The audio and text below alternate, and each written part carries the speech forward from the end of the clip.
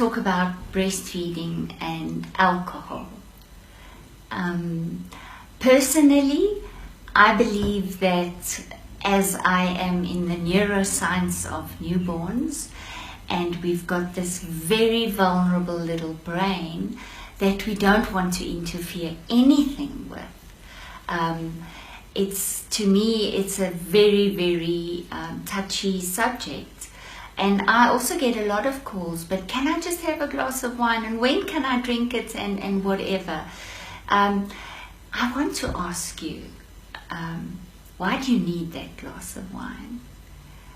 Is it maybe because you're struggling with the hard reality of having a baby that never stops crying and having sore boobs and whatever? So do you need to just get your edge off a bit and relax a bit? You are 10 times bigger than your baby, and your liver is much bigger than your baby's liver. And the breast is a profound organ. It draws everything out of whatever we eat, drink, sniff, push up, whatever. It can't differentiate between good and bad, but it will absolutely just filter it to make it even more potent or stronger, if I can say. So if you take nicotine for an example, the nicotine content in a baby's urine after he metabolized it is higher than the mom's plasma nicotine level. So can you imagine what happens with alcohol? So if it makes you feel a little off edge and relaxed, what's going to happen in your baby? And why do you feel off-edged and relaxed? Because it affects your brain, okay? And we don't want a vulnerable baby's brain to be affected. The strange thing is it might take you off your edge and you would want to go and lie down and have a nap. But it disturbs baby's sleep cycles.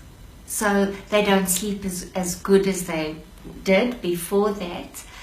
And a very alarming thing is that alcohol inhibits your oxytocin let-down reflex.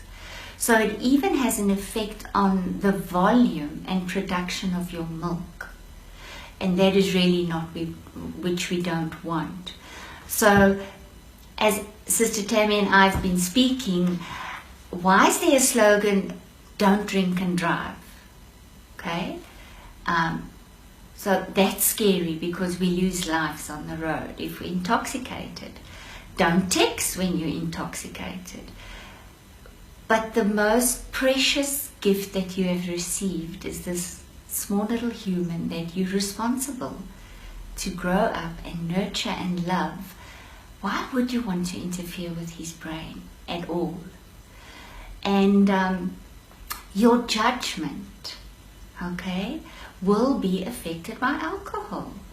And some can take 1 glass and still be fine, 2 glasses. So when's enough? Is 6 beers enough? I don't know.